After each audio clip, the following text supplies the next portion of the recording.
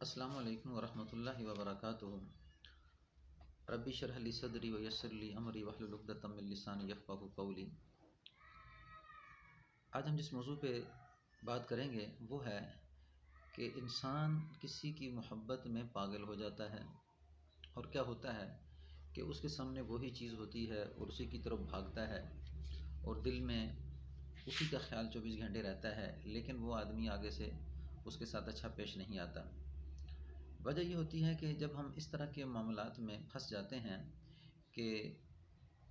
کسی کے ساتھ دل کے اندر انتہائی زیادہ محبت کرنا اور اس کا ہر وقت دل میں خیال آنا، لیکن وہ جو انسان آگے ہے وہ آپ کو اس طرح پیش نہیں آ رہا کہ جس طرح آپ اس کے ساتھ پیش آ رہے ہیں، تو موجودہ دور میں اور ہر دور میں اس سے پہلے بھی جو انسان گزرے ہیں ان کی ذہنیت مختلف طریقے سے ہوتی ہے، جس وجہ سے ہمارے ساتھ یہ معاملہ پیش آتا ہے۔ ایک وہ لوگ ہوتے ہیں جو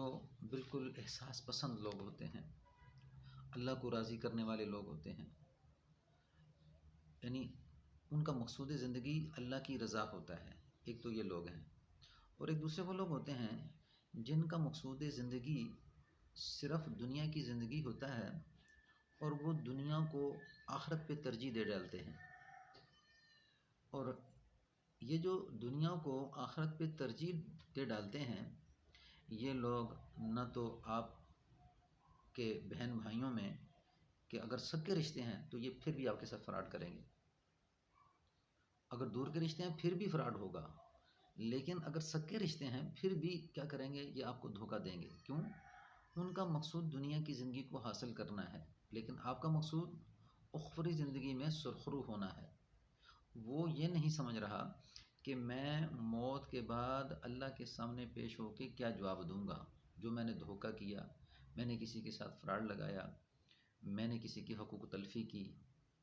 وہ اس بات کو نہیں سمجھ رہا۔ اگر سمجھتا بھی ہے تو کسی محدود حد تک، یعنی اسے اتنی فکر نہیں ہے کہ میں اللہ سبحانہ و تعالیٰ کے سامنے کھڑا ہوں گا اور پھر اللہ مجھ سے پوچھیں گے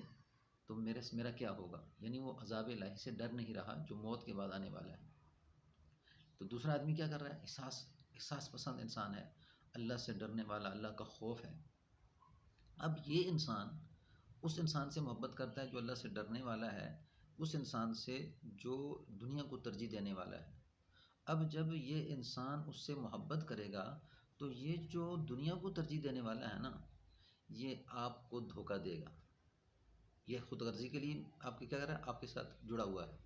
آپ سے محبت کا اظہار بھی کرے گا، آپ کی چپڑوسی بھی کرے گا، لیکن جیسے ہی اس کا مقصد حل ہو چکا، آپ نے کتنے بھی احسان اس کے اوپر کیے ہیں،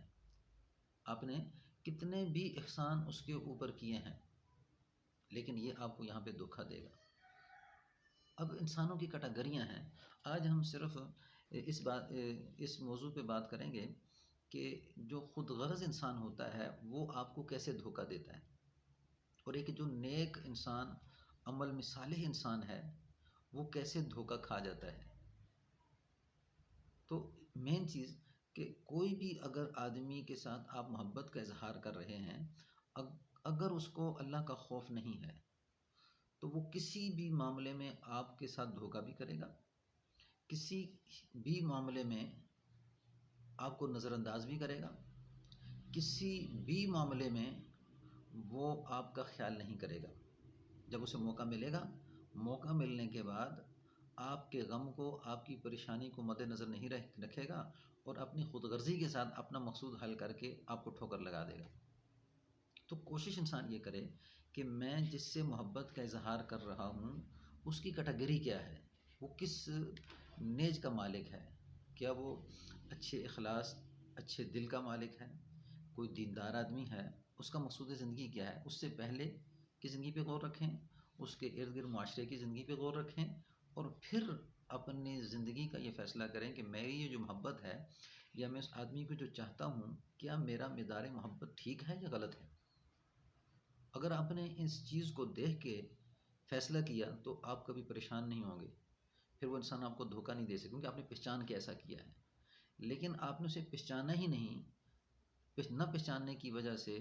کہ وہ کس طرح کا انسان ہے، تو وہ پھر آپ کو دھوکہ بھی دے سکتا ہے، کسی نہ کسی حد تک وہ آپ کو تنگ اور پریشان کر سکتا ہے۔ اور اگر پھر آپ کے دل میں اس کی محبت اس قدر گھڑ چکی ہے،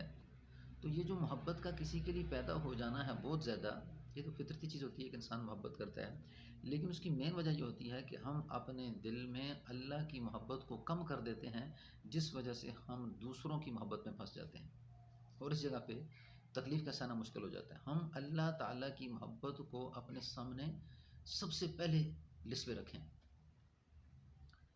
جب ہم اللہ تعالیٰ کی محبت کو اپنے سامنے رکھیں گے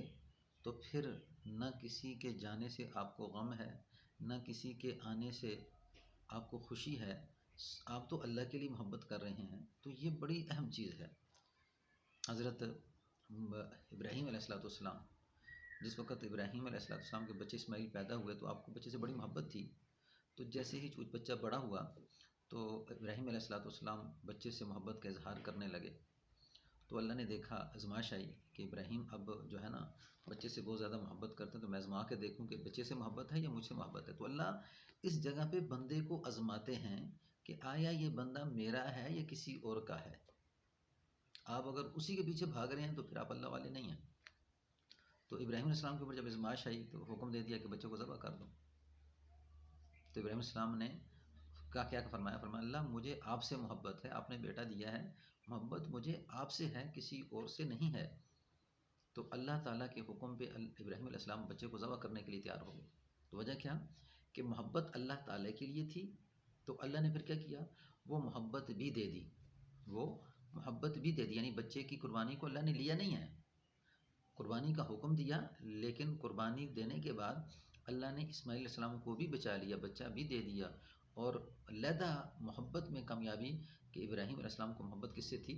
اللہ تعالیٰ سے تھی۔ تو ابراہیم علیہ السلام آگے سے بہانہ بھی کر سکتے تھے کہ جی اللہ آپ مجھے کہہ رہے ہیں کہ بچوں کو ذبح کر دیں، اتنے عرصے کے بعد بچہ آپ نے دیا ہے،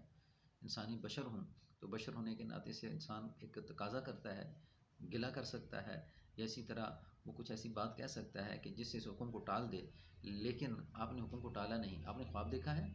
خواب دیکھنے کے بعد وہ چیز، کیونکہ نبی کی جو خواب ہوتی ہے وہ وہی ہوتی ہے، تو آپ صبح بچے کو ذبح کرنے کے لیے تیار ہو گئے۔ اس کر کے ہم جو دھوکہ کھاتے ہیں نا لوگوں کی خود غرضی سے، وہ اس کر کے کھاتے ہیں کہ ہمارے دل میں اللہ تعالیٰ کی محبت کم ہو جاتی ہے، اور پھر ہم ان لوگوں کے دھوکے میں پھنس جاتے ہیں۔ ویڈیو اچھی لگے لائک کریں، شیئر کریں، چینل کو ضرور سبسکرائب بھی کر دیں، اور بیل آئکن بٹن کو لازمی دبائیں تاکہ آئندہ آنے والی ویڈیو میری آپ تک پہنچتی رہے۔ السلام علیکم ورحمۃ اللہ وبرکاتہ۔